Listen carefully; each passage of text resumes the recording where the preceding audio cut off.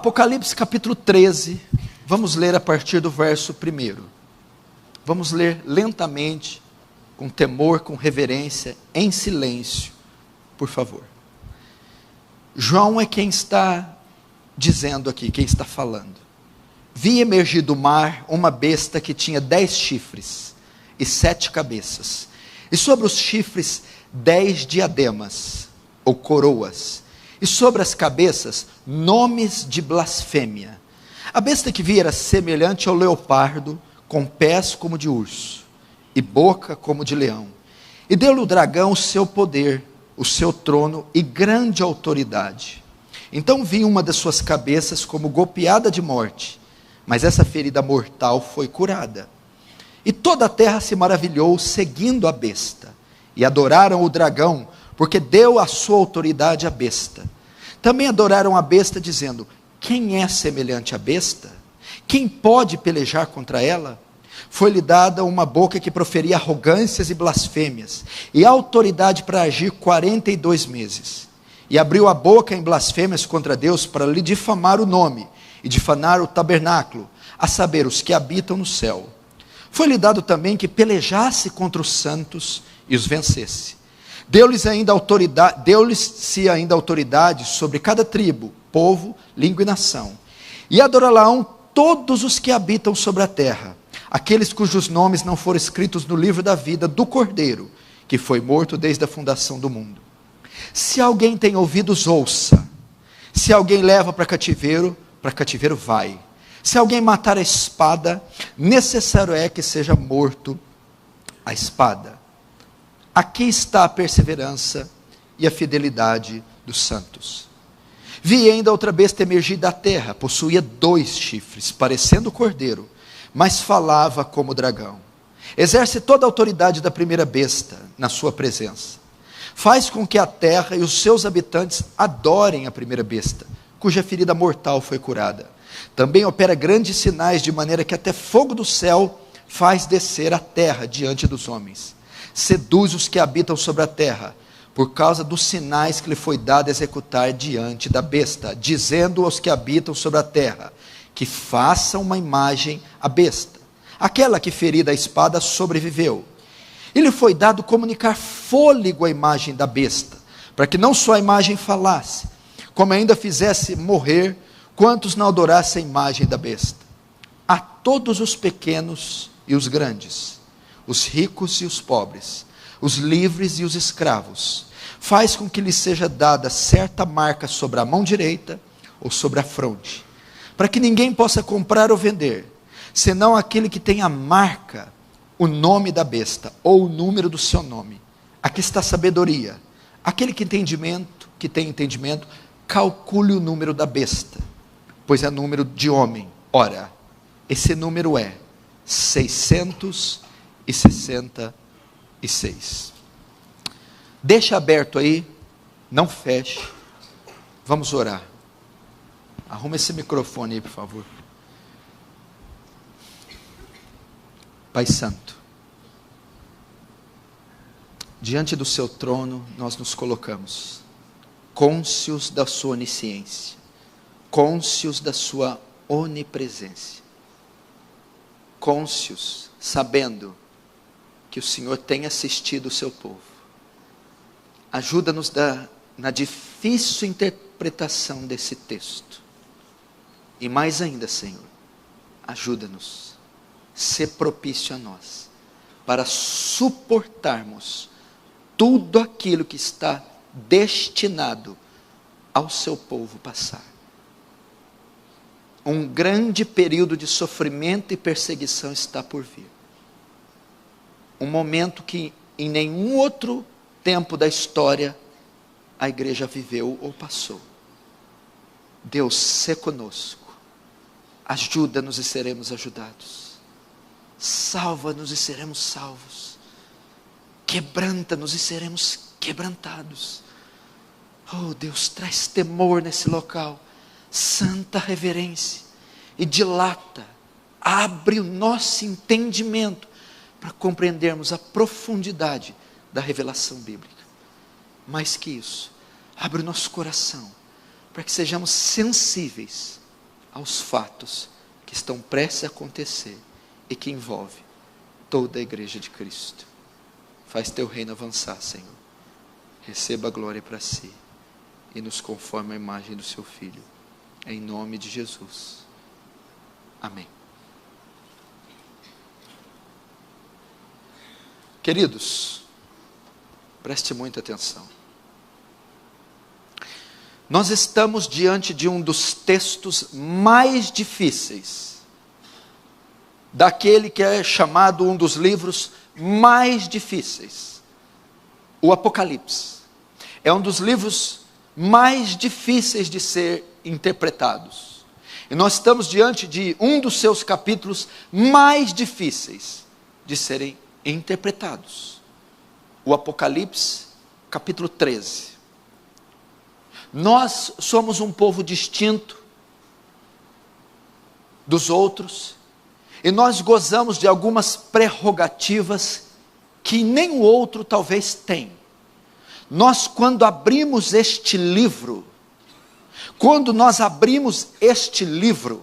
nós temos, através das suas informações, a capacidade de antever o futuro, a capacidade de prever o futuro.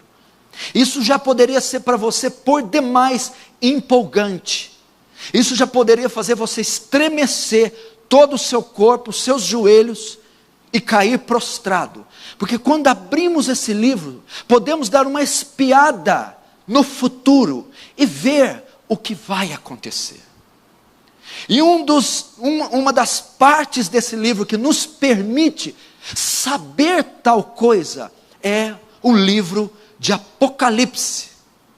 Quando você vai a ele, você pode saber de antemão quais são os acontecimentos futuros, o que devemos esperar, o que a igreja deve esperar.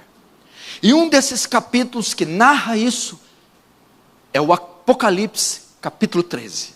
Você está diante das revelações futuras que este texto traz, e elas são por demais aterrorizantes.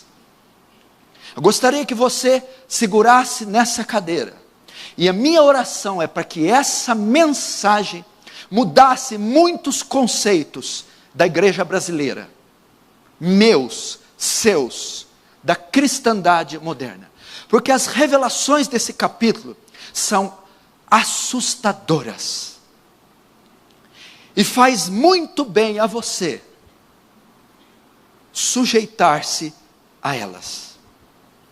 No que consiste as revelações do capítulo 13 do Apocalipse? No que consiste as declarações aqui descritas?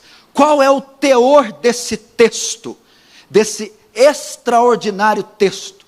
Este texto que é recheado de informações futuras. No que consiste Apocalipse 13?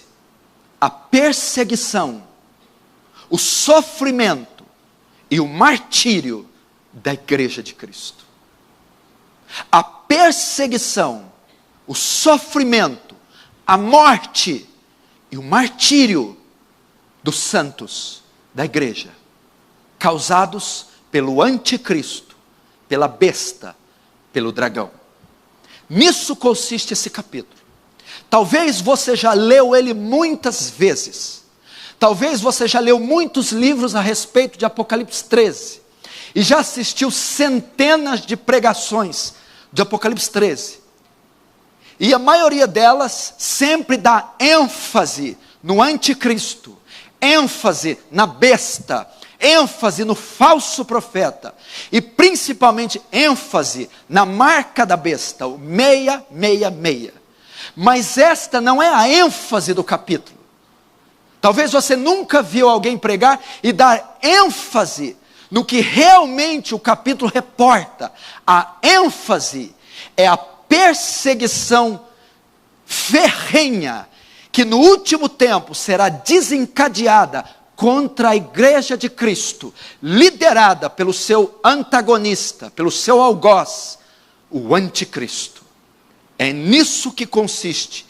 O anticristo promoverá a mais temível de todas as perseguições religiosas jamais vista. O anticristo, em comparação com todos os homens maus da história, ele, em comparação com todos os homens maus, ou melhor, todos os homens maus, em comparação com o anticristo, parecerão crianças. Todos os homens que você conhece, desde César, Nero, desde Mao Tse Tung, Stalin, Hitler, todos esses fascínoras que desencadearam ferrenhas perseguições contra o povo, e especialmente contra cristãos, parecerão crianças perto da perseguição que o anticristo promoverá contra a igreja. Essa palavra é uma palavra de alerta para a igreja, para aquilo que está prestes a acontecer, para que a igreja se prepare para os males que ela será submetida. E escute o que eu vou dizer. Isso aqui está muito próximo, muito possivelmente nossa geração, a minha, contemplará os eventos deste capítulo. Esse capítulo está me incomodando há um mês que Apocalipse 13 não sai da minha cabeça, como se Deus me dissesse: este é o texto do momento, este é o texto atual, nós estamos neste texto, é este texto ao qual a igreja deve se preparar. Este texto é a próxima bala da agulha que vai vir. Apocalipse 13. Está sendo montado um cenário mundial, está sendo arquitetado, orquestrado, um cenário mundial para hostilizar a igreja, perseguir a igreja, expulsá-la do cenário social e martirizar a igreja. Veja o cenário político, econômico, social, cultural, religioso. Veja as nuvens negras que se formam, todas elas conspiram contra uma só instituição. Todas elas são uma ameaça contra uma só instituição, a igreja de Cristo. Os crentes professos verdadeiros. E este texto é um alerta, esse texto é uma profecia, esse texto é um consolo para a igreja verdadeira, a igreja de Cristo. Nesse tempo de Apocalipse 13, que está muito perto, a igreja desaparecerá como organização visível. E tal como em outros períodos de grande perseguição, passará a viver subterraneamente. Esse governo aniquilará a instituição igreja. Não haverá templos. Vai ser tudo dissipado, queimado, saqueado. Os cristãos serão despossados dos seus imóveis. E a igreja desaparecerá. Voltará a se encontrar em subterrâneos. Voltará a ser uma igreja exilada da sociedade. Esse 13º capítulo é uma convocação aos santos, eu e você, a igreja, para que se preparem para as perseguições, injustiça e para o martírio. Pois quando os aliados de Satanás subirem ao poder, o martírio se tornará algo comum àqueles que perseverarem em seu testemunho de Jesus. Apocalipse 13 é uma convocação para que a igreja se prepare para sofrer o martírio, para sofrer perseguição. Eu disse a você, a vinda do Paul Washer aqui foi providencial. Ele veio para tratar do evangelho, mas nas conversas pessoais com ele, falamos muito de Apocalipse. Muito de Apocalipse. E ele crê piamente que nós já estamos vivendo no cenário do fim. Apocalipse 13 traz essa ideia de treinarmos nossas famílias, treinarmos nossos filhos, treinarmos nossas esposas, treinarmos nossas igrejas, porque o cenário está sendo montado. Só se você for cego. Eu não preciso de ver o anticristo escatológico, o anticristo último, para saber que eu serei perseguido. Isso já está aí nos canais de comunicação, isso já está aí sendo aprovado, sancionado. A igreja desaparecerá como organização visível, e tal como em outros períodos de grande perseguição, ela passará a viver subterraneamente. Esse 13º capítulo de Apocalipse é uma convocação aos santos para se prepararem para o martírio. Como entendemos o capítulo 13 de Apocalipse? Como nós entendemos esse capítulo? Para entendermos melhor o capítulo 13, temos que lembrar os acontecimentos do capítulo 12. Olhe para cá e escute, não é para olhar na Bíblia. Aqui. Nós temos que lembrar dos acontecimentos do capítulo 12. O que acontece com o capítulo 12? Lembra que João está tendo visões, ele está preso na ilha de Patmos. O Apocalipse é uma revelação que Deus dá a ele. João é arrebatado em espírito e ele vê todos esses acontecimentos e ele escreve o que Deus está dando a ele. No capítulo 12 ele tem a visão de uma mulher, muito bem vestida, com uma coroa de 12 estrelas. E o sol e a lua debaixo dos seus pés. Ele vê uma linda visão. De repente ele olha para outro lado do céu. De um lado ele vê essa mulher linda. Do outro ele vê um dragão vermelho, com 7 cabeças e 10 chifres. E o dragão desce e fica diante da mulher que está grávida, com dores de parto, prestes a dar luz. O dragão fica diante da mulher, esperando ela dar luz para tragar o menino. Essa é a visão do 12. Quem é a mulher? A mulher bem vestida, com coroa de 12 estrelas. Essa mulher, a interpretação para essa mulher está em Gênesis capítulo 3 e Gênesis 37. Essa mulher é a nação de Israel, é a igreja do Antigo Testamento. Por quê? Quando Eva cai, preste atenção, quando Eva peca com o pecado original, ali começa a perseguição. Gênesis 3, verso 15. Deus lança a maldição sobre o homem, sobre Eva e sobre a serpente. A serpente tenta Eva para que Eva toque do fruto. Deus descobre e amaldiçoa a terra. E diz para a serpente: serpente, eu colocarei inimizade entre você e a mulher, entre a sua descendência e você. Tu lhe ferirá o calcanhar, e esta lhe ferirá a cabeça. Dali começa a perseguição do dragão contra a semente da mulher. Quem seria a semente da mulher? A nação de Israel, o povo judeu, da onde nasceria o Messias.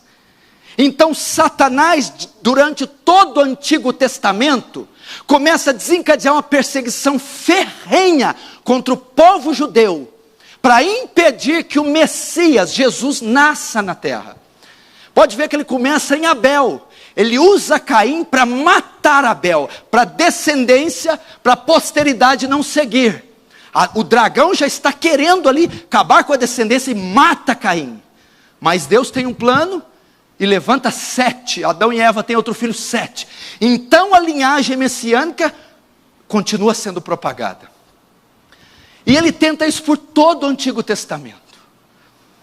E o diabo, até esse momento, ele tinha direito legal de acusar os santos. Se você se lembrar, ele ia até o céu e dizia: viste o meu servo Jó? E aí o diabo disse para Deus: claro, você reveste ele de bênçãos, tira tudo se não blasfema de você. O diabo tinha direito legal de ir ao céu e acusar o povo de Deus, dizendo: você não pode poupá-los, você tem que matá-los. E o que acontece? Ele falha e o Messias nasce. E a Bíblia diz que com a morte de Jesus, de fato, ele pica o calcanhar de Jesus na cruz. Mas Jesus na cruz mata ele, esmaga a serpente e vence. Então a sua tentativa é frustrada de aniquilar o Messias. Ele vence. A Bíblia diz, presta atenção, que na cruz Jesus triunfou em si mesmo e despojou principados e potestades e os expôs publicamente. Até a cruz o diabo tinha autoridade e legitimidade para acusar os santos do Antigo Testamento, pois os pecados deles não estavam pagos. Eles de fato teriam que ser condenados. Mas na cruz ele despoja o diabo. É um termo romano. Quando haviam lutas, o exército que vencia o oponente despojava o exército derrotado da armadura, ou seja, tirava a armadura dele, cinto, sandálias, capacete, espada, e depois desfilava com eles em praça, montava no cavalo, amarrava o pescoço dele todos em uma corrente e desfilava com os derrotados sem armadura na praça. Na cruz, Jesus despojou o diabo do seu poder, tirou dele a sua autoridade de acusar. Por quê? Porque agora ele pagou pelo pecado de todos os santos do Antigo Testamento, da igreja do Antigo Testamento. Ele despojou. Ou seja, o diabo fracassou em perseguir a igreja do Antigo Testamento, fracassou em devorar a semente da mulher, o Messias, fracassou em derrotá-los. Então, a Bíblia diz que ele é expulso do céu nessa hora.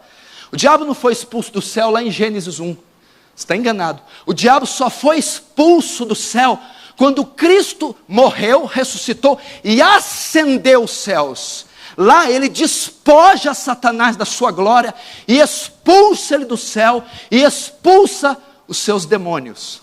É isso que o 12 fala. E agora o que acontece? Apocalipse 12 fala assim: e o diabo desceu sobre a terra com grande cólera, porque ele sabe que pouco tempo lhe resta. Presta atenção. Agora, não podendo mais acusar os santos do Antigo Testamento, agora não podendo ir mais a Deus apontando o pecado deles, agora derrotado por Cristo, agora que uma vez que o pecado está pago, uma vez que está consumado, ele então não tem mais poder algum contra a igreja do Antigo Testamento, nem com os santos. Ele é lançado na terra e desce cheio de grande cólera. Por quê? Porque ele está irritadíssimo pelas suas tentativas frustradas durante o período da história de destruir Israel, de destruir os descendentes do Messias, de impedir que o Messias venha. Foram tentativas frustradas. E agora, expulso do céu, só lhe resta a terra. O diabo não está no céu, o diabo não está no inferno. O lugar que o diabo se encontra hoje é na terra. Ele está na terra, o lugar dele é a terra. E o versículo que vai fazer transição para o capítulo 13 é o último versículo do Apocalipse. Vamos ler ele. O último versículo do 12, Apocalipse 12, verso 17. Olha só, Apocalipse 12, 17. Irou-se o dragão contra a mulher, e foi pelejar contra os restantes da sua descendência, os que guardam os mandamentos de Deus e têm o testemunho de Jesus, e se pôs sobre a areia do mar. 17, ok? Olhe para cá. O 17 faz a transição para o capítulo 13. Irou-se o dragão contra a mulher. Quem é o dragão? O dragão aqui é Satanás. No capítulo 12, ele é descrito como um dragão vermelho. Vermelho fala da matança, fala de sangue, fala que ele é um assassino. O assassino, Satanás, irou-se com a mulher. Ele está irritadíssimo. Por quê? Porque agora ele não pode mais tocar nos santos. Ele não conseguiu frustrar o plano de Deus em gerar o Messias. Então ele se irou-se contra a mulher. E agora, não havendo mais lugar para ele acusar os santos no céu, só lhe resta descer à terra. E a Bíblia diz o quê? E o dragão, irou-se o dragão contra a mulher e foi pelejar contra os restantes da sua descendência. Agora ele foi pelejar, lutar, perseguir os restantes da sua descendência. Quem são os descendentes da mulher? Vamos ver o final do capítulo. Os que guardam os mandamentos de Deus e têm o testemunho de Jesus. Os que guardam os mandamentos de Deus e têm o testemunho de Jesus. A igreja. Não podendo mais perseguir a igreja do Antigo Testamento, não podendo mais impedir que o Messias viesse, sofrendo uma derrota vergonhosa na cruz, ele é despojado do céu e só resta uma coisa a fazer: perseguir você, perseguir a mim. É isso que trata Apocalipse 13. Não podendo mais interromper, não podendo mais acusar ninguém, não podendo reivindicar mais que um santo vá ao inferno, não podendo mais exigir que Deus condene alguém ou você, o que resta a ele é oprimir, perseguir, matar, impedir com que a igreja pregue o evangelho. É nisso que consiste o capítulo 13. O dragão que desce cheio de grande cólera na terra para perseguir a igreja. E para fazer isso, ele convoca 2 ajudantes. Ele invoca 2 ajudantes. Note a última frase de 12:17. E se pôs em pé sobre a areia do mar. O dragão desceu, ele está na terra. A figura que João vê aqui é de um dragão em cima da areia do mar. E é do mar que ele convoca o seu primeiro auxiliar, o seu primeiro ajudante. Nota, a função dele agora é perseguir a igreja. E para fazer isso, ele desce até o mar e do mar ele chama o seu primeiro comparsa. Então entramos em Apocalipse 13, verso 1, vamos ver. Vi emergir do mar uma besta, que tinha 10 chifres e 7 cabeças, e sobre os chifres 10 diademas, e sobre as cabeças nomes de blasfêmia. Notem, João está tendo uma visão, e o primeiro aliado do dragão para massacrar a igreja, ele vê emergir, ele vê subir do mar. Se você notar, em Apocalipse 17, o próprio João diz o que é o mar. A mulher que está sentada sobre o mar. O mar são povos, multidões, nações. O seu primeiro aliado virá das nações, virá do mundo. Esta besta virá das nações. Vi emergir, levantar-se, erguer-se do mar. O que ele viu? Viu emergir do mar uma besta. A palavra grega para besta aqui é terion, uma fera, um monstro, um animal monstruoso. Essa é a ideia que João quer passar. Eu vi uma fera, um ser terrível, um monstro, algo que causa pavor, medo, algo que mata, é a ideia dele. Uma besta, que tinha 10 chifres, 7 cabeças. Chifre na Bíblia fala de poder. Cabeças, aqui, as cabeças falam de federações, nações, países. Ele está dizendo que essa besta virá das nações, com os 10 chifres, com todo o seu poder. Ele está vendo ali, ele está querendo mostrar, quando ele vê aquela exuberância, nota que ele está vendo só a cabeça, a besta está subindo, ele não viu o corpo ainda, ele só enxergou a cabeça e os chifres. Ela tem 10 chifres e 7 cabeças. A ideia aqui do autor é mostrar a glória desse animal, o poder, a potencialização das nações, o poder que esse monstro tem para destruir. Chifre fala de poder, cabeças fala da potencialização dos governos. Governos confederados, nações confederadas com todo o seu poder. E a Bíblia diz: e nomes de blasfêmias estarão escritos sobre as cabeças. Nomes de blasfêmias. Esse monstro que João vê surgir do mar, ele é declaradamente anti-Deus, anticristo. Blasfêmia é injúria, é ofensa. Ele será, esse monstro será declaradamente anti-Deus, declaradamente anticristo. Será um monstro que combaterá contra tudo que é de Deus. É como se ele tivesse um slogan, um epíteto carregado com ele: fora tudo que é de Deus. Ele declarará oposição a Deus, a fé cristã e a sua palavra. Esse é o monstro. É isso que quer dizer o que ele está vendo. O monstro besta surge das nações. Tem 10 chifres, poder, 7 cabeças, nações confederadas, nomes de blasfêmias, ante Deus. Ele está nos mostrando a glória desse monstro. Agora João começa a ver o restante do corpo.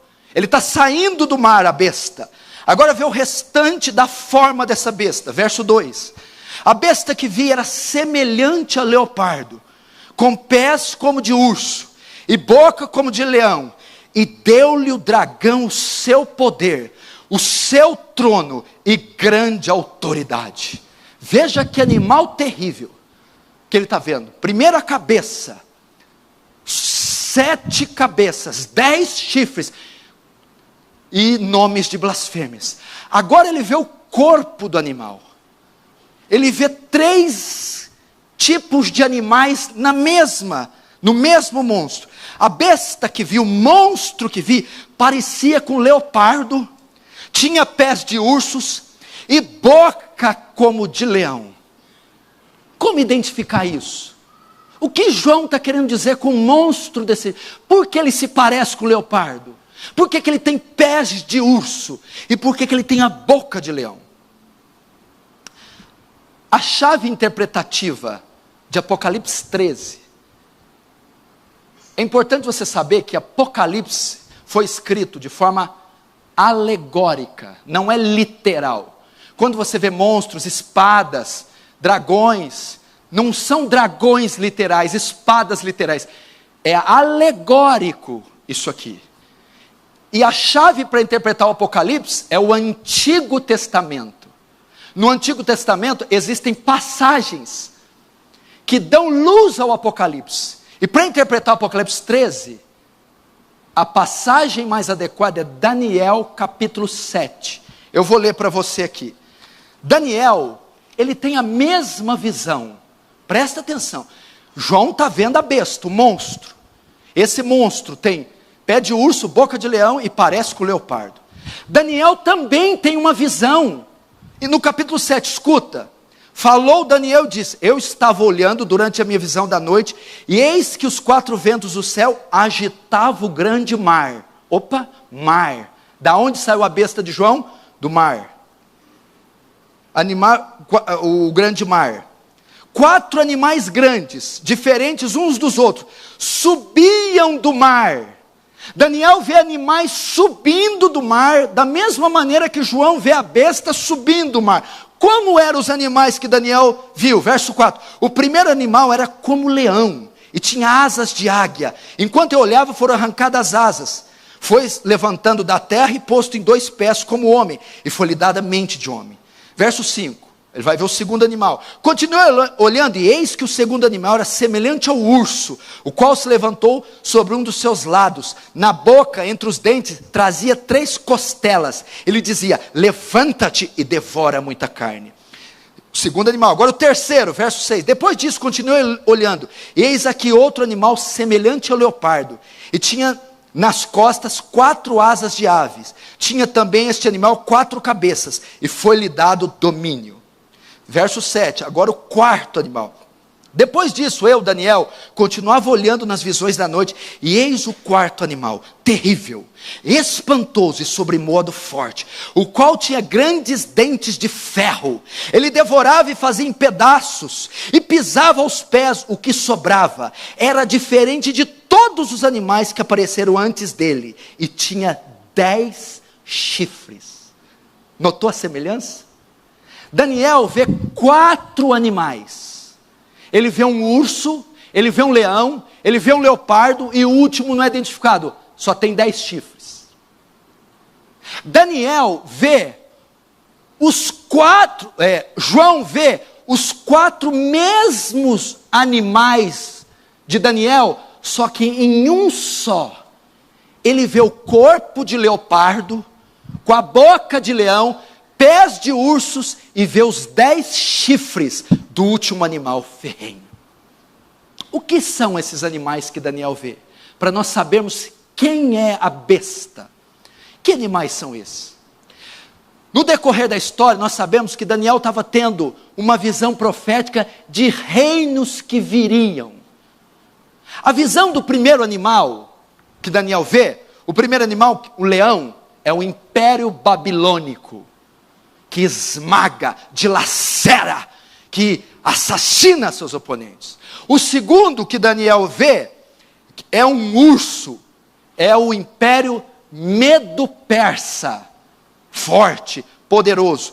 O terceiro animal, o leopardo, veloz, é o Império Grego-Macedônio, o Império de Alexandre o Grande. E o quarto animal terrível, com dentes de ferro, é o Império Romano. Os 4 animais que Daniel vê são 4 impérios poderosos que durante o período do Antigo Testamento perseguiram e oprimiram o povo judeu, a igreja do Antigo Testamento.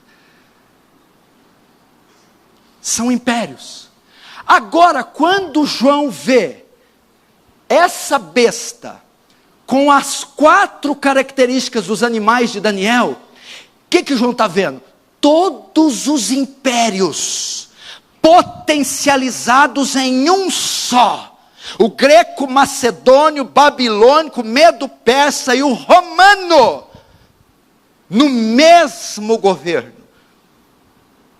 A besta do Apocalipse que João vê é um sistema militar, um sistema político, um sistema econômico mundial, como foi o babilônio, como foi o medo-persa, como foi o grego e como foi o Império Romano. Talvez o Império Romano, a mistura dos outros 3, porque foi o império de mais abrangência, de mais poder, mais ferrenho. A besta do Apocalipse, que vem das nações, é uma organização mundial, é um governo totalitário mundial, é poder político associado a poder econômico, a poder militar.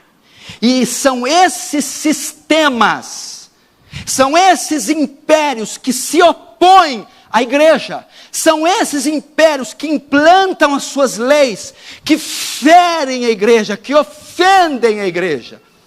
Você precisa aprender isso. a convergência de um só império. Qual um dos impérios da época? Notem, para quem João está escrevendo? João, não se esqueça que ele está destinando a carta para os crentes da época. Como era o pano de fundo da época? O grande animal, a grande besta da época, era o Império Romano. O Império Romano massacrava todos que se opunham diante dele. E o Império Romano promovia o culto ao imperador, promovia blasfêmia, promovia heresia e massacrava todos que se opunham, principalmente a igreja. A besta que João vê seria a repetição do Império Romano. Algo semelhante, totalitário, brutal, assassino, ateu, idólatra, que vai arrasar com o povo de Deus. Essa é a besta. Não tem nada a ver com animal, com demonião. Talvez você já ouviu tanto conto de fada. O que será esse dragão com pé de urso, boca de leão, corpo de leopardo, 10 chifres, 10 cabeças? Querido, está falando de um sistema. Satanás, durante a história, o dragão, ele se infiltra nas águas. Águas que são? Nações, povos. O dragão se infiltra nas águas, se infiltra nas nações, se infiltra na sociedade e faz uso da sociedade, faz uso dos impérios para oprimir a igreja, faz uso da política, faz uso do poder militar, faz uso da mídia secular. Ele se infiltra nesses canais, nesses sistemas, para oprimir o povo de Deus. Quem está nos oprimindo agora? Não é um demônio com cajado, não é uma pessoa, é um sistema que hostiliza nossas famílias, que hostiliza nossos filhos, que nos processa, nos tortura e nos mata. Quem está por trás do sistema? Satanás. Esta é a besta que João vê subindo do mar. A união de todos os impérios, um governo totalitário, o mais poderoso e de maior alcance de todos os tempos, que virá no final. Verso 3, vamos lá. Então, vi uma de suas cabeças como golpeada de morte, mas essa ferida mortal foi curada, e toda a terra se maravilhou segundo a besta. Até aí. Agora entra em cena o anticristo. Notem, agora vai aparecer o anticristo. O verso 3 fala que uma de suas cabeças, quantas cabeças? Tinha 7 cabeças. Uma das cabeças da besta é ferida, golpeada de morte, mas é curada, volta à vida, e toda a terra se maravilha após a besta. Essa cabeça que é golpeada é o anticristo, o homem do pecado, o filho da perdição. Assim como todos os governos totalitários tiveram o seu rei, o seu chefe, aqui nós aprenderemos que há uma distinção entre o sistema e o cabeça do sistema. O anticristo será o cabeça do sistema totalitário. Nos impérios babilônicos, por exemplo, o anticristo era a figura de Nabucodonosor. Do greco macedônio, Alexandre o Grande. De Roma, era Nero, era César, o imperador.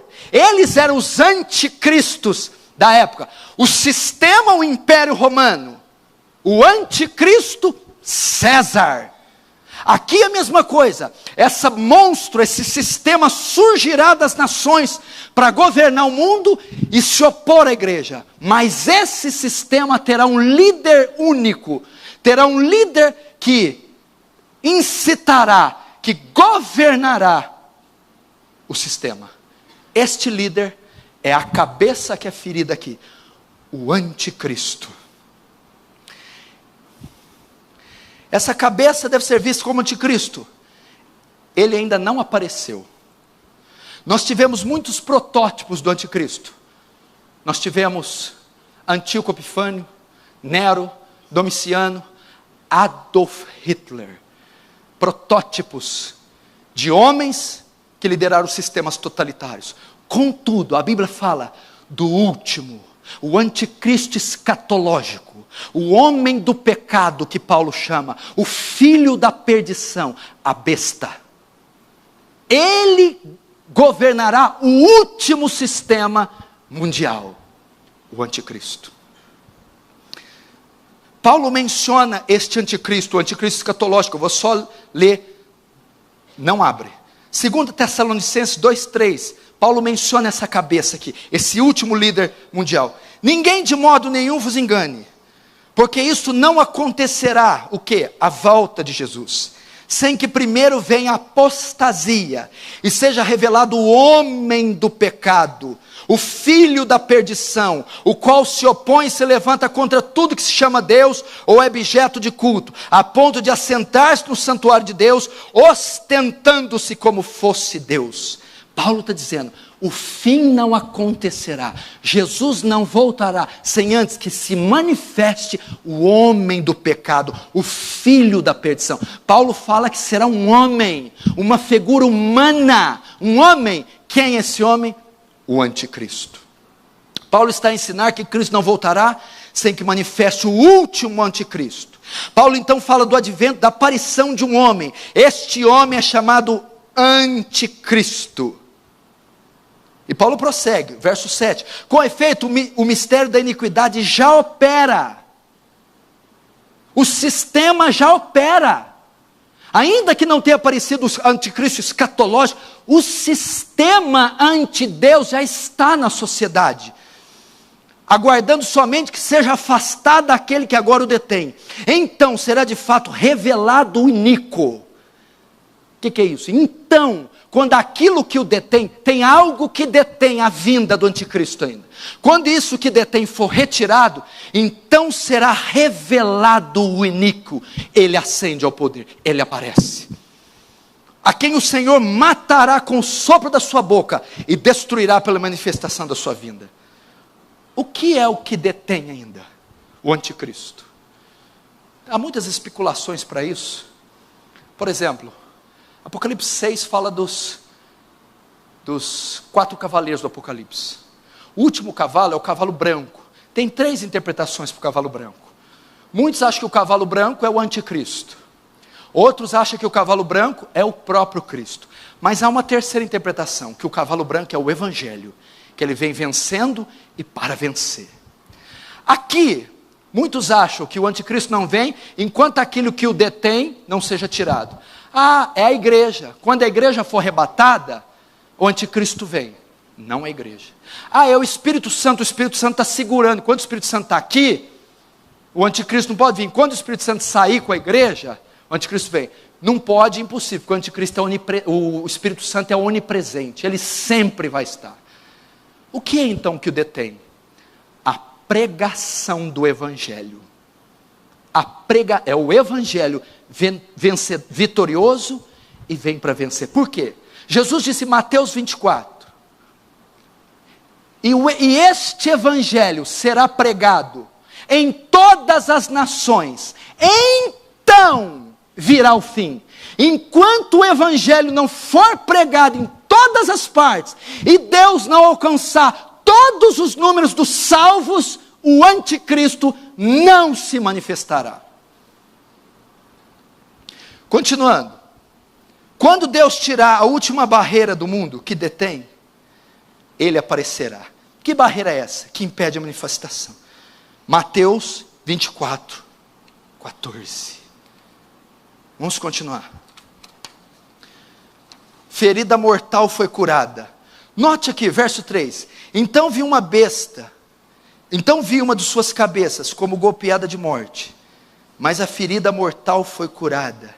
E toda a terra se maravilhou, seguindo a besta. Note, o anticristo é um imitador de Cristo. O diabo sempre faz isso. Sempre quis ser adorado no Antigo Testamento, no Novo, e agora, sempre que é o lugar de Deus. Como o anticristo vai conseguir popularidade em escala mundial em pouco tempo?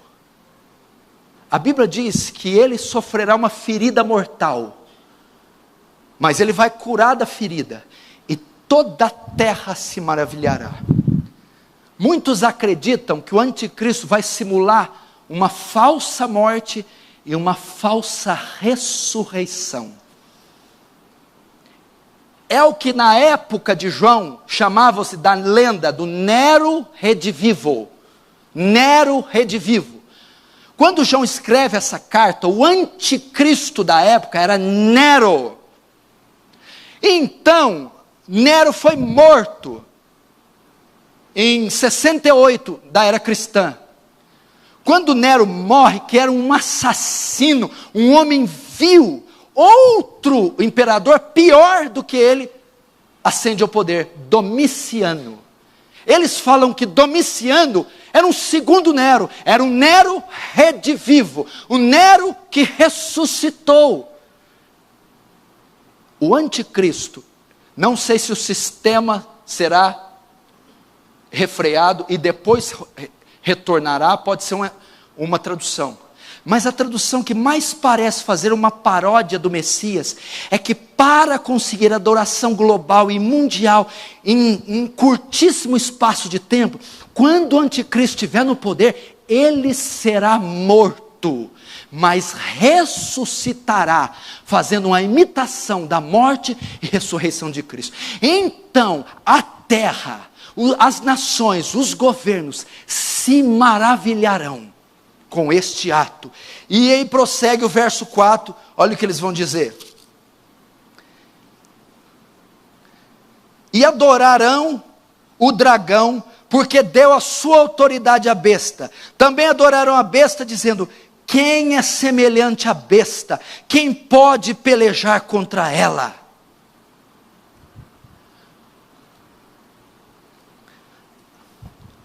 A Bíblia diz aqui a fonte do poder da besta. O sistema está implantado e tem o seu chefe, o anticristo. Quando ele ressuscitar, a terra se maravilhará. Mas ele fará isso com o poder do dragão, e deu-lhe o dragão poder, autoridade e o seu trono. O que é isso? O dragão é Satanás. Satanás vai investir de poder o anticristo. O anticristo, parodiando Cristo, Cristo veio pelo poder do Espírito Santo, ressuscitado pelo Espírito Santo. A besta virá pelo poder de Satanás, ressuscitado por Satanás e com a autoridade de Satanás.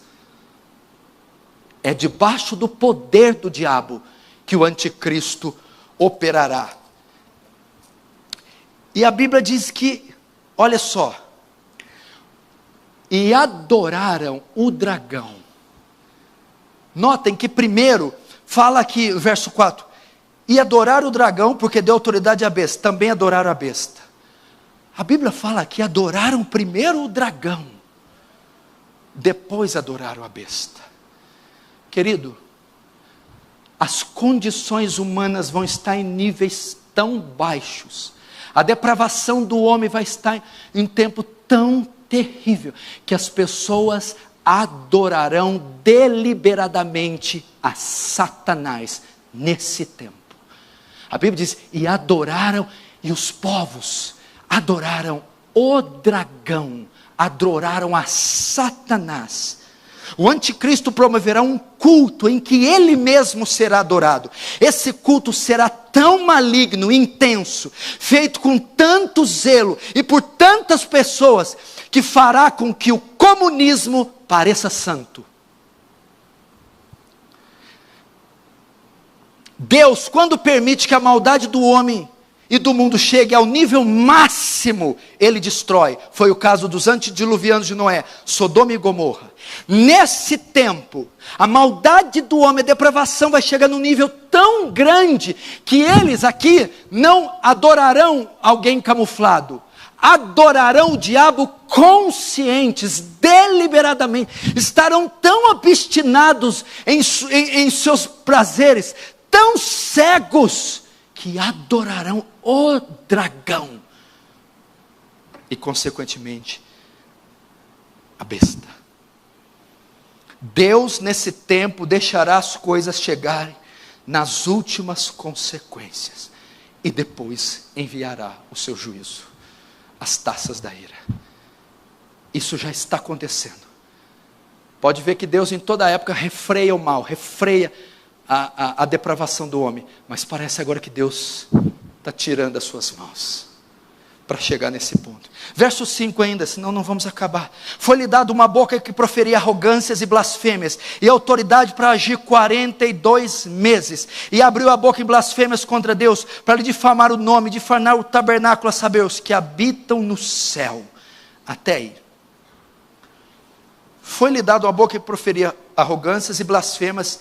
Olha só, nesse tempo, vai ser dada autoridade para o anticristo, para que ele haja durante 42 meses.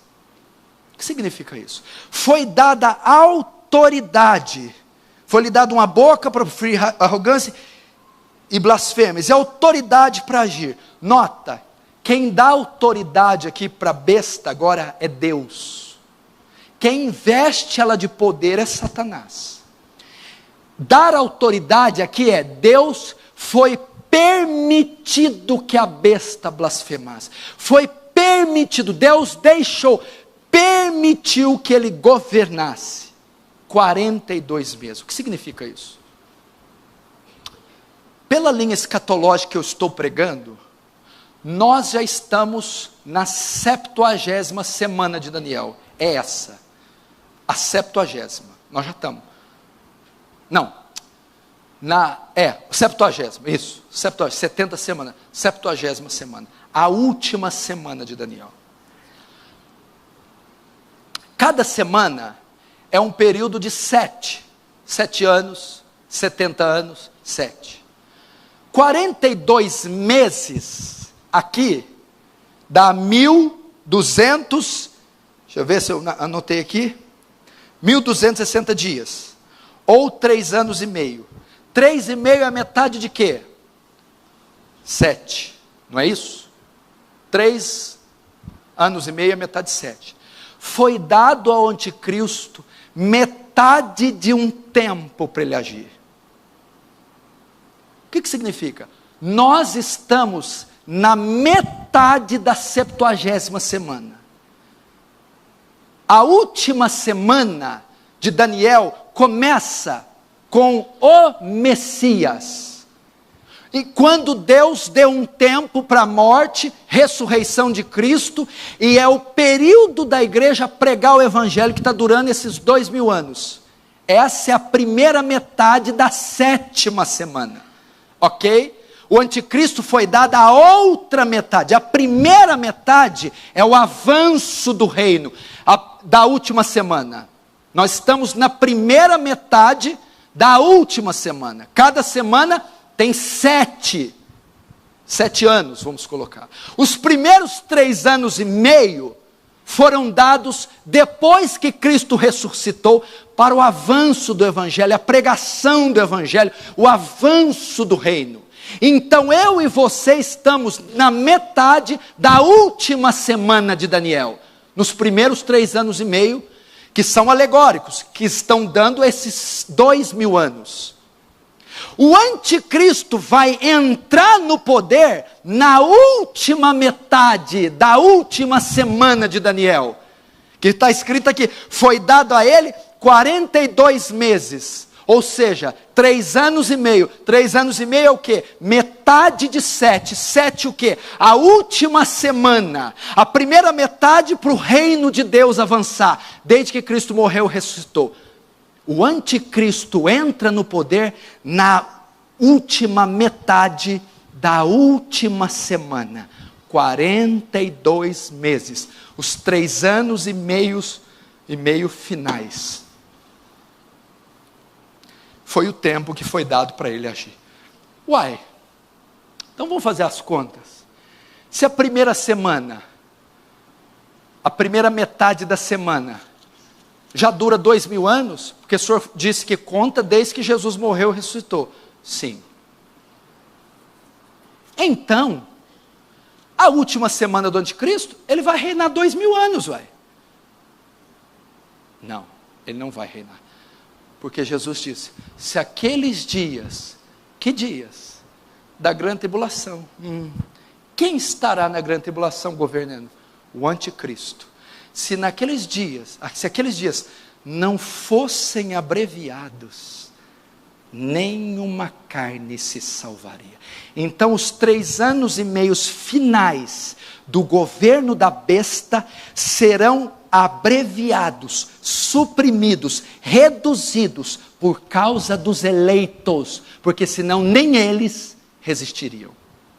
Esse é o tempo com o anticristo. Então preste atenção, você está na última semana de Daniel, e você está na metade da última semana. Falta a metade final da semana final, onde aparecerá o anticristo e onde ele reinará.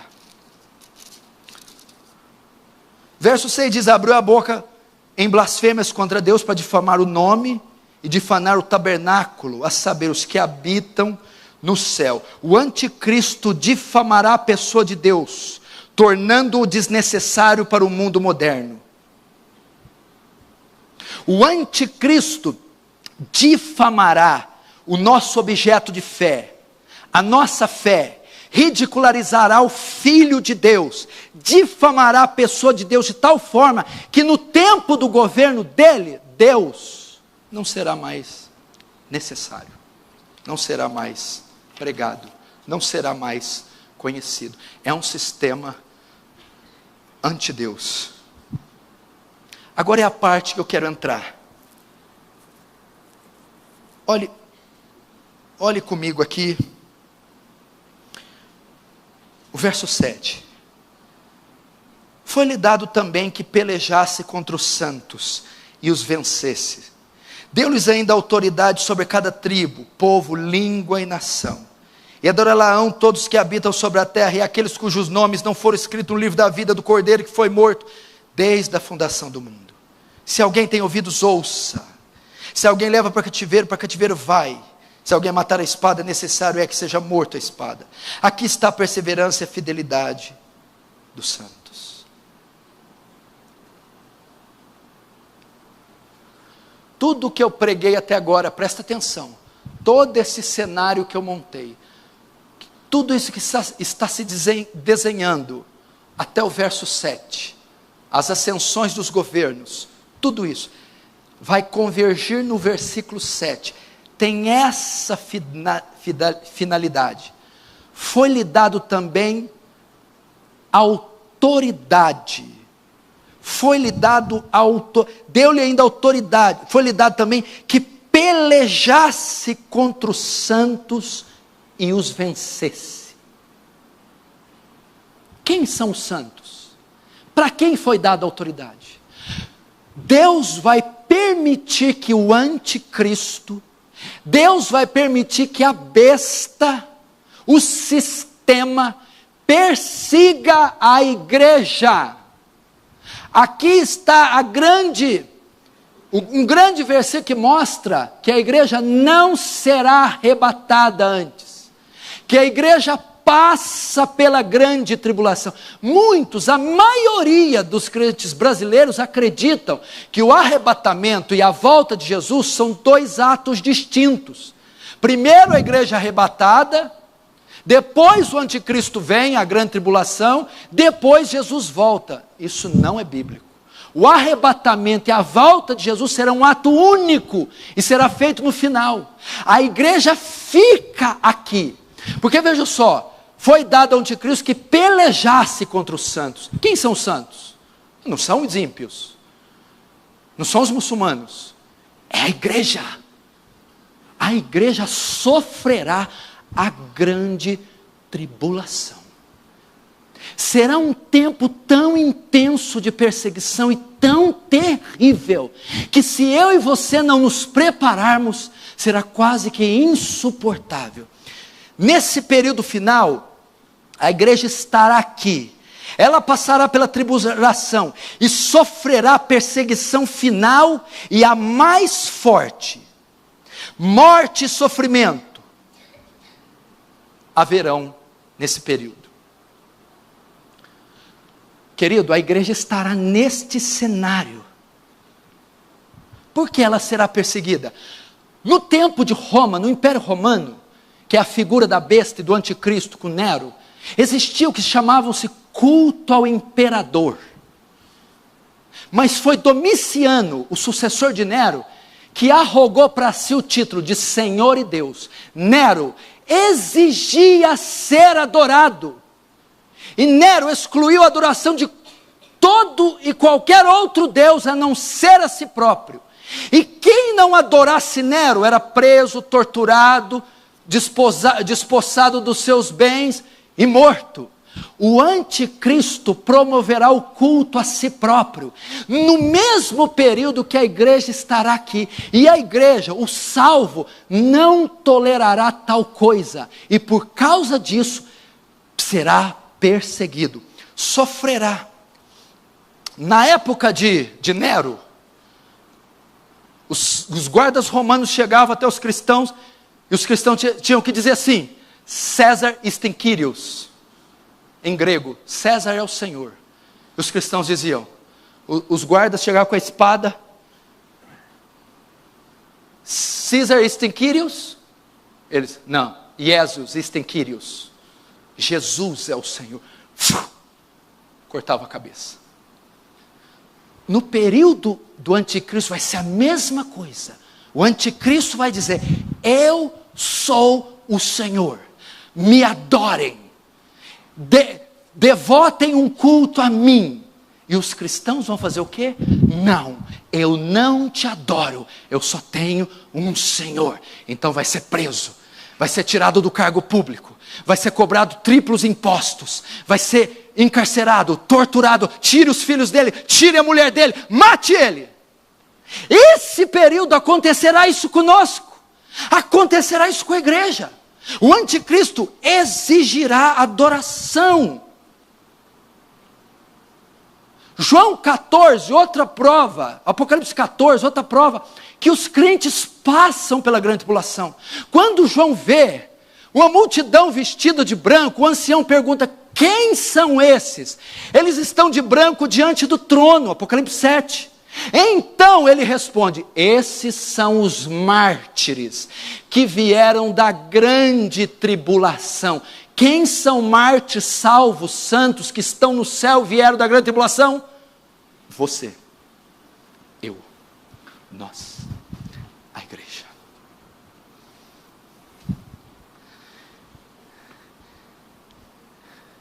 Verso 8: adorarão todos que habitam sobre a terra, aqueles cujos nomes não foram escritos no livro da vida.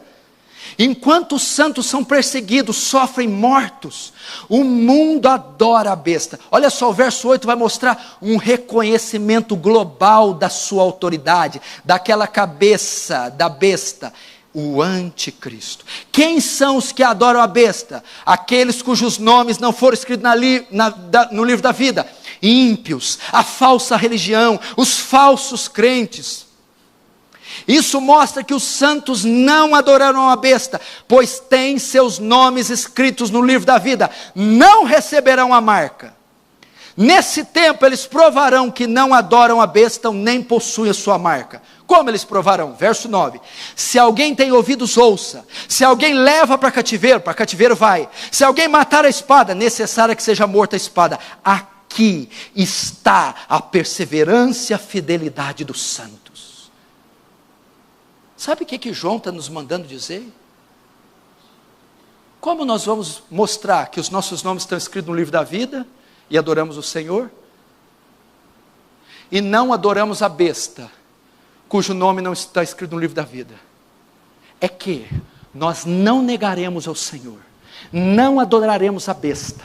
E quando via a perseguição, olha o que o texto diz: se alguém leva para cativeiro vai.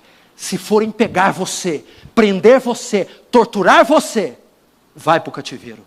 Não resista.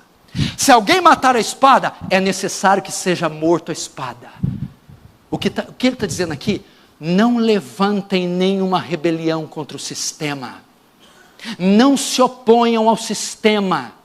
Suportem a perseguição. Se forem para a forca, vão para a forca. Se for para o fuzilamento, vão para o fuzilamento. Se for para o cárcere, vai para o cárcere. Porque aqui está a perseverança. É ali que vai diferenciar aqueles que fizerem resistência ao governo da besta, que se rebelarem contra ela, pegarem armas, tentarem se revoltar, mostrarão que os seus nomes não estão escritos no livro da vida. Porque esse tempo não será um tempo ruim só para a igreja. A terra inteira será dominada por uma onda de pavor. Alemães eram perseguidos por Hitler. Russos eram perseguidos por Stalin. Soviéticos também. Aqui está a perseverança. Quando ele fala no 9, se alguém tem ouvidos, ouça. O que ele está querendo dizer isso? Com isso, deem atenção a essa parte. Que parte? Sofram. Sofram. Não resistam. Não revidem, quer dizer. Não revidem, meus irmãos. Essa parte é que nós temos que nos preparar. Isso aqui já está acontecendo. Pode ser que esse homem já esteja vivo. Pode ser que esse homem já esteja na terra. Pode ser que o sistema já esteja tudo pronto para se unir e se confederar. Pode ser que estejamos a passos de tudo isso. E o que devemos fazer como tudo isso acontecer? Isso aqui é o miolo do capítulo. Foi dada à besta autoridade para que pelejasse contra os santos. Mas não está dizendo só que pelejasse. Está dizendo assim, foi dada autoridade que pelejasse contra os santos e os vencesse. Eles serão mortos. Eles serão perseguidos. A figura aqui, nós podemos trazer a réplica do Império Romano. Quando César ascende ao poder, Nero, e o sistema implantado, Roma, o que aconteceu com os cristãos? Por não negarem a fé, por não confessar César como Senhor, eles eram tirados dos seus cargos públicos. Eles perdiam seus empregos. Eles tinham que pagar pesados impostos. Eles iam para a cadeia. Eles passavam fome, perdiam suas propriedades, perdiam seus terrenos. Eles iam se refugiar em campos, em vilarejos, iam se reunir em subterrâneos. Quando o anticristo entrar no poder, aquele que não aceitar o seu sinal nem sua marca, será perseguido, perderá o emprego, não conseguirá comprar nem vender, sofrerá. Será um tempo, disse Jesus, de tão grande tribulação, que nem o outro tempo jamais viu ou nem se verá. Veja só, vamos chegar lá. Tenha um pouquinho de paciência, que é muito grande o texto. Verso 11. Vi ainda outra besta emergir da terra, possuía 2 chifres, parecendo o cordeiro, mas falava como o dragão. Exerce toda a autoridade da primeira besta na sua presença. Faz com que a terra e os seus habitantes adorem a primeira besta, cuja ferida mortal foi curada. Também opera grandes sinais, de maneira que até fogo do céu faz descer a terra diante dos homens. Seduz os que habitam sobre a terra por causa dos sinais que ela é dado a executar diante da besta, dizendo aos que habitam sobre a terra que façam uma imagem da besta, aquela que foi ferida à espada e sobreviveu. Até aí. Agora João vê outra besta. Tem 2 bestas aqui. A primeira besta emerge do mar. A segunda besta emerge da terra. Quem é a segunda besta? A segunda besta só tem 2 chifres.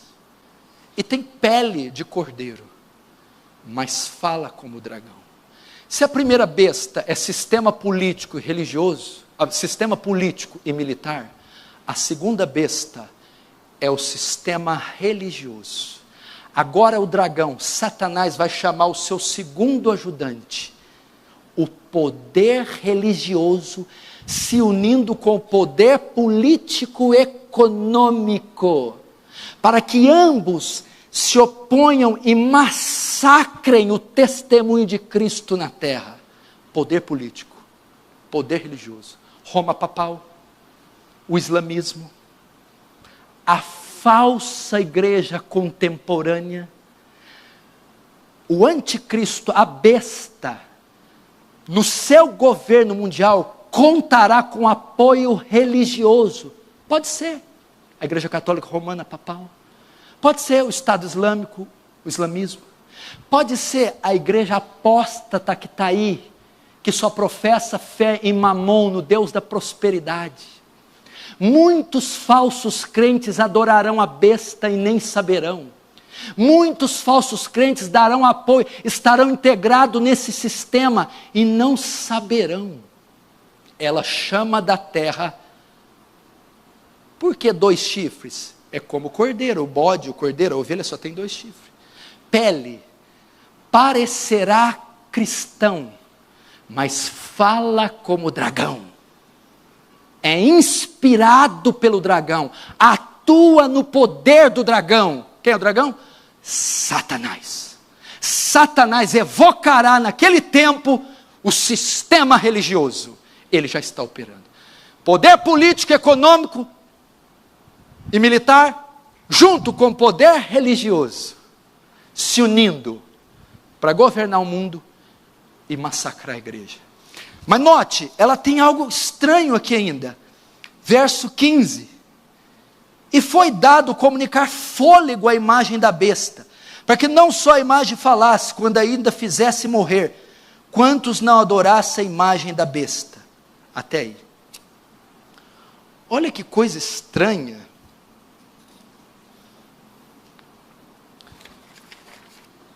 O anticristo, no período do seu governo, ordenará que se faça uma imagem dele. E essa imagem estará em vários pontos estratégicos do mundo. E ele ordenará que faça um culto a essa imagem, que adorem essa imagem. Mas não é só isso. A Bíblia diz que ele dará fôlego à imagem, dará vida à imagem, e falará com que a imagem fale.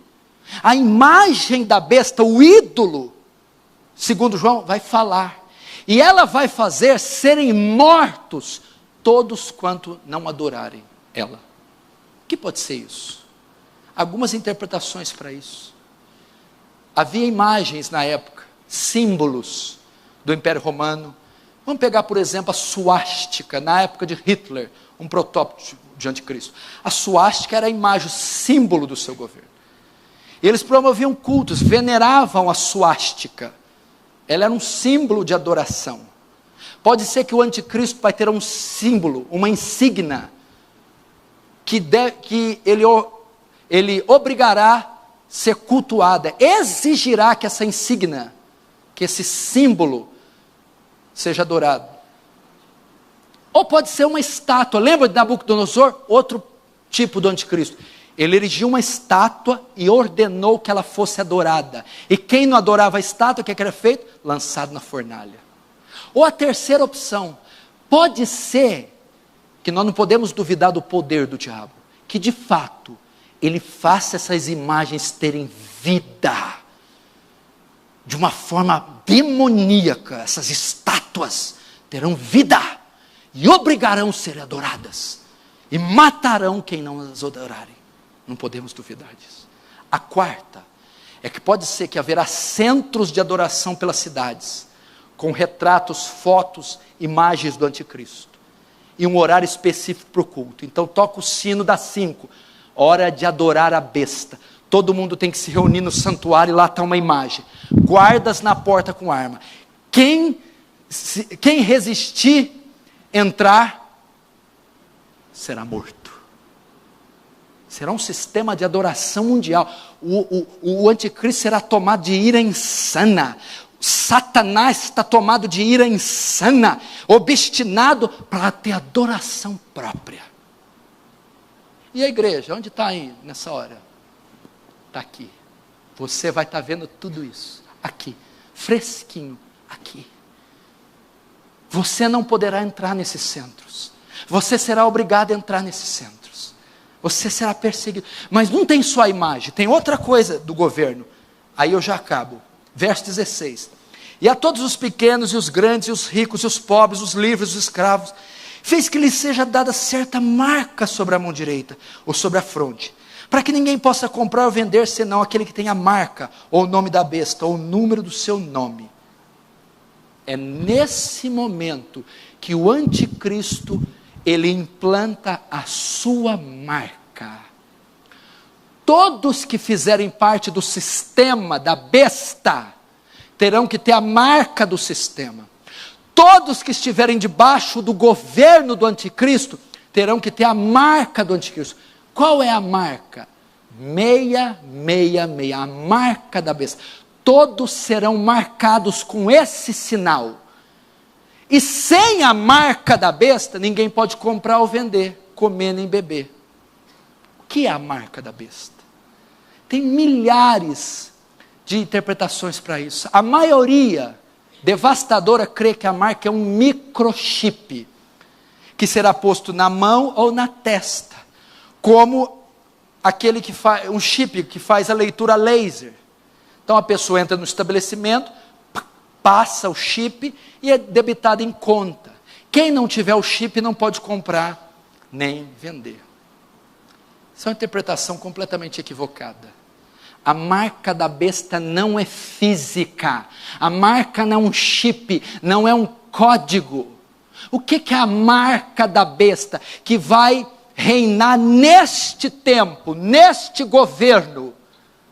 Para nós sabermos isso, nós temos que saber qual que é a marca do povo de Deus. Isso aqui é a marca do povo do diabo, a marca do anticristo, a marca da besta. Qual é a marca de Cristo? A marca do povo de Deus. Nós temos uma marca, nós temos um selo. A marca da besta é invisível. A marca do crente é o Espírito Santo, o selo, a mente transformada. A marca da besta não é física, visível, nem é um chip. A marca da besta é uma ideologia. A marca da besta está nas consciências. Como eu sei, 2 Coríntios 2, 2 Coríntios 4 em diante, diz assim: embora vivendo na carne, não militamos segundo a carne, porque as armas da nossa milícia não são carnais, mas poderosas em Deus para destruir fortalezas, e todos os sofismas que se levantam, e toda altivez que se levanta contra o conhecimento de Deus. A palavra ali, fortaleza, sofisma, altivez. Uma daquelas palavras no grego significa logismos. Da onde se vem a palavra logismos? O que significa? Logismos, ideologias, filosofias, ideias, crendices, religiões. Satanás prende as pessoas nas suas ideologias. São como fortalezas que aprisionam mentes em filosofias, em ideologias. A marca da besta são ideologias às quais Satanás prende os homens. Esses já estão marcados. O que são essas ideologias? São os homens que aceitam ateísmo, aborto, ideologia de gênero. São pessoas que aceitam a maldade, a injustiça, a desonestidade, o estilo de vida caído, o estilo de vida mundano, o estilo de vida de Satanás. Eles têm marcados nas suas mentes. A marca da besta é consciências. Aprisionar consciências.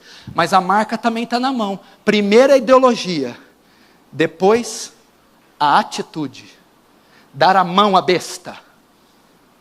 Trabalhar para o governo da besta. Manifestar o que eu penso em ações. Isso é a marca na mente e na mão. Primeiro ideologia, depois ações. Tem nada a ver com grãozinho de arroz. Presta atenção. Não é um chip que vai tirar a sua salvação. Primeiro, porque salvação não se perde. Não existe isso. O salvo não perde salvação.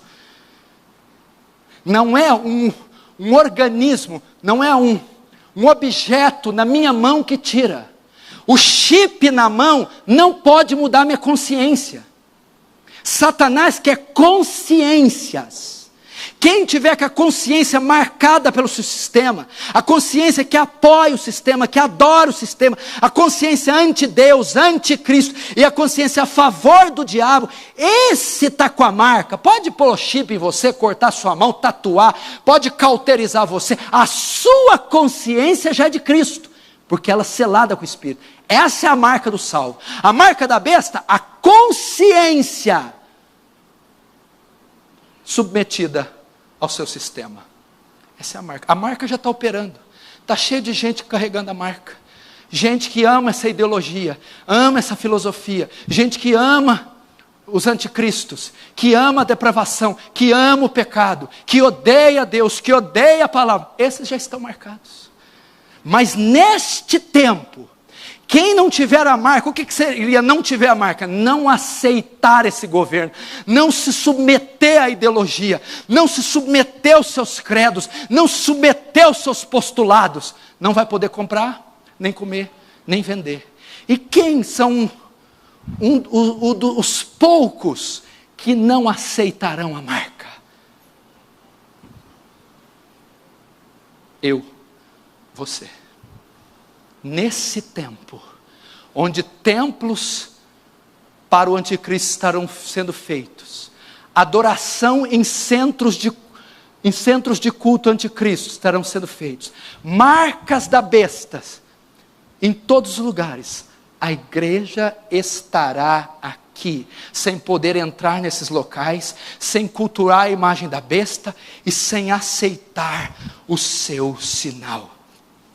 É uma repetição do Império Romano. O que vai acontecer?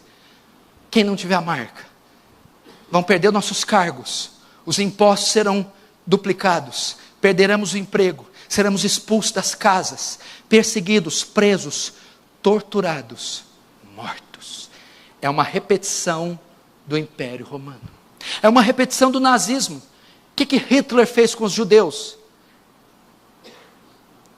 Os soldados alemães simplesmente chegaram nas casas dos judeus, expulsaram ele. Saia daqui, essa casa não é sua mais. Tirava os direitos, você não tem mais emprego, salário, nem direito. Direito a médico, tratamento de saúde, nada. Prisão, separação da família. Pegavam vagões e colocavam em trens, vagões com as esposas para um campo de concentração. Os filhos para outros e os homens para outro.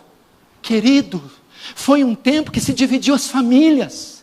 Vagões cheios de crianças, os soldados arrancavam das mãos dos pais as crianças, aos berros, eram colocadas em vagões e sumiam para o lugar. As mulheres, esposas, eram tiradas dos seus maridos, vagões só com mulheres, e para outro lugar, e os homens para outro. Para onde eles iam? Campos de extermínio. Para onde eles iam? Iam trabalhar até a morte, iam morrer de exaustão, para fazer armas para o Reich, para o exército alemão. Para onde eles iam? Trabalhos forçados, trabalhos pesados. Eles não tinham saneamento básico, eles não tinham comida decente, eles morriam de frio, de fome, de inanição, de tifo. As crianças eram mortas. Sabe o que os soldados nazistas faziam quando encontravam um bebê no campo de concentração? Era proibido criança judia. Quando eles escutavam um choro, eles pegavam a criança. Um soldado pegava o bebê, jogava para cima, e o outro atirava com um fuzil no ar. Câmaras de gás eram usadas para matar pessoas. Valas eram feitas para fuzilar pessoas. O governo do anticristo fará isso, porque vai ter um povo aqui, vai ter uma instituição que é a pedra no sapato do anticristo. Enquanto está tudo indo bem, todos se maravilhando com a besta fazendo sinal e fogo descer do céu, todos adorando, a besta ressuscitando, implantando o seu sistema, a sua marca, criando seus centros de adoração, todos adorando. Tem uma instituição ali que vai se opor, a igreja. E o que ele vai fazer? Vai exterminar a igreja. Vai ter, querido, é um tempo que nós não teremos emprego, não teremos tratamento médico, não teremos assistência hospitalar, não teremos casa, não teremos comida. Eles nos expulsaram dos nossos imóveis. Vai voltar a época da igreja subterrânea, pessoas se escondendo em bueiros. indo para campos, para montes, para cavernas, ficando refugiado. Este tempo está chegando. É a grande tribulação, pastor. Eu não creio que a igreja passa a tribulação. A tribulação é juízo, não. A palavra tribulação é teste, prova. Não tem por que Deus provar os ímpios. Provação é só crente que passa. As taças da ira são para os ímpios. As taças da ira sobre a besta, o falso profeta e o anticristo. A grande tribulação é para a igreja. Mas o que é a grande tribulação? A grande tribulação, ela será liderada pelo anticristo e o falso profeta. Poder militar, poder político, poder religioso, sendo guiado por um ditador fascínora que tem só um objetivo: matar o povo de Deus. Onde nós estaremos? Onde você estará? O que você estará fazendo? Quem está pregando isso aqui? Quem está divertindo a igreja disso aqui? Agora eu digo uma coisa para você. Qual é a palavra que Apocalipse 13 traz? Escute.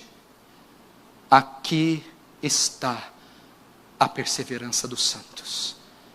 Irmãos, treine a sua família para esses dias. Paul Washer está treinando os filhos, está treinando a esposa. Treine seus filhos. Eles não terão um exemplar da Bíblia. Todas as Bíblias serão tomadas, incendiadas. Não haverá cultos. Vão ter que fazer suas reuniões em calabouços, em porões e subterrâneos. Se você não leu a Bíblia agora, não é naquele tempo que você vai ler. Richard Humbert, quando foi preso pelo comunismo, ficou 14 anos preso. Ele não tinha uma Bíblia. Ele ficou 14 anos sem pegar uma Bíblia. Sabe o que ele fazia? Ficava recitando os versículos que ele decorou, para ele não esquecer. Tudo que ele tinha era a palavra que ele tinha decorado. Se você não lê Bíblia hoje, você não vai ler naqueles dias. Se você não ora hoje, não vai orar naqueles dias. Sabe o que vai acontecer? Aqui, o joio vai ser separado do trigo. O crente morno, fraco, o falso crente, não tem condição de suportar tal coisa. É só a igreja verdadeira, é só o salvo, só o crente cheio do Espírito. Sabe o que vai acontecer aqui? Quando chegar o anticristo com as armas, Caesar istem Kyrios. Você vai dizer, Caesar istem Kyrios. Você não vai ter condição de dizer, Jesus istem Kyrios. Jesus é o Senhor. É hora de se preparar. Jesus disse, não ajuntei tesouros na terra, onde o ladrão rouba, escava, ferrugem, corrói. Ajuntei tesouros no céu. Ai das grávidas naquele dia, ai das que amamentarem. Orai para que a vossa fuga não suceda no inverno, nem no sábado. Quem estiver no eirado, não volte para pegar a túnica. Jesus está dizendo, preparem-se para esse dia. Armazenem. Abriguem. É hora de crescermos, é hora de deixarmos o pecado, de deixarmos a superficialidade. Treine os seus filhos. Querido, meu filho tem 4 anos, já sabe 1/3 da Bíblia. Todos os dias estamos ensinando. Eu estou lendo a Bíblia todos os dias para ele antes de dormir, orando com ele todos os dias, ensinando princípios poderosos para esse menino, treinando ele. Você já imaginou se a polícia bater lá, chegar o exército na minha casa, socar o pé, saia daqui, essa casa do governo. Tome os seus filhos, serão treinados para a nova ordem mundial. Dê a sua mulher, ela vai cozinhar para o Reich. E aí? Já pensou? Você tomar dos seus filhos, olhe para essas belezinhas que você ama. Você tirar da sua força, arrancados de você, mulheres sendo levadas para um lado, estupradas, violentadas, você sendo condenado a trabalhar forçadamente, e os seus filhos não vê nunca mais. O que vai ficar? O treinamento que você deu para eles, as horas que você orou com ele, os textos que você ensinou a ele, as vezes que você orou. Querido, eu estou falando de coisa agora, o Estado Islâmico está assassinando gente. Eu vi, queridos, ele invadiu um povo, ele invadiu uma família cristã. Eu perdi a força nas pernas. Uma criancinha, um soldado pegou na mão, igual Augusto, mesmo corpinho. E quando o soldado levanta, sem a cabeça, decapitaram o menino de 4 anos. Eu falei, meu Deus, o dia que for o meu filho, o dia que eu olhar minha esposa dizendo tchau, e não vê-la mais, isso vai acontecer com a igreja. Muitos se escandalizarão nessa época, trair-se uns aos outros. Querido, muitos negarão a fé, e colocarão a suástica e dirão, Heil Hitler. Crentes que estão aqui negarão, não suportarão tamanha perseguição, não estarão preparados, porque não amaram o Senhor, não viveram o evangelho verdadeiro, não foram de fato regenerados, não terão dificuldade nenhuma em apoiar a besta, o seu sistema, a sua marca.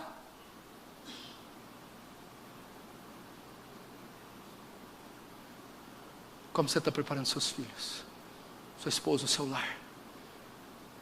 Domingo passado o José Bento falou comigo. Olha a sacada, o insight que ele teve. Depois que eu preguei essa mesma mensagem do domingo passado. Aí ele não focou na mensagem. Pastor, essa mensagem aí traz a lume algumas coisas. O quê? Diante disso que o senhor falou, é saudável até mudarmos nossos projetos. Não projetar muita coisa para longo tempo, não. Não sonhar muito alto, não. Porque o negócio está periférico, lembra? Pensar bem em ter mais filhos, pensar bem em projetos, já que o cerco está fechando para esse momento. É hora de quê então? Eu vou terminar com o último versículo 18. Aqui está a sabedoria, aquele que tem o entendimento calcule o número da besta, pois é número de homem. Ora, esse número é 666. 666. Aqui está a sabedoria. Isso aqui é impossível de dar um parecer profundo. É impossível. Aqui está a sabedoria. Aquele que tem entendimento calcula o número da besta. Olha só o que quer dizer. O nome do anticristo está codificado em números, que somados chegam a 666. Quem conseguir calcular esse nome, reconhecerá o anticristo. Esses números somados, o nome de Hitler somado dá 666. O nome de Nero somado dá 666. Ou seja, se você tem sabedoria e consegue calcular o número da besta, você identifica o anticristo. Porque o nome do anticristo, codificado em números, dá 666. É isso. João provavelmente está usando gematria, que é transformar as letras em números, que chega no 666. Então, mais ou menos isso. O anticristo é aquele que, enumerando o seu nome, colocando o seu nome em números, convergirá no número 666. Leandro, pode preparar aí. E adorarão a besta todos aqueles, escute, olhe para mim, que não tiveram os seus livros, os seus nomes escritos no livro da vida. O que está querendo dizer? Que todos aqueles que têm seu nome escrito no livro da vida não adorarão a besta, não receberão sua marca, não adorarão sua imagem. Tá, ok, ótimo. E quanto à perseguição? Todos aqueles que têm o seu nome escrito no livro da vida suportarão a perseguição. O Senhor estará com você. Quem não adorou a estátua de Nabucodonosor? Lembra quem foi? Quem? Nabucodonosor, o tipo da besta. A estátua, o tipo da imagem. Sadraque, Mesaque e Abednego. Para onde foram lançados? Para a fornalha. Quem entrou com eles? O Senhor estará conosco nos coliseus, entre os dentes dos leões, nas prisões, nas torturas, nas separações. Quem nos separará do amor de Cristo? Aqui está a perseverança dos santos, fé e fidelidade, fé e esperança. Essa é a palavra para Apocalipse 13. Suporta, firme na fé e nas suas convicções. O Senhor não nos deixará, não nos desamparará. Amém?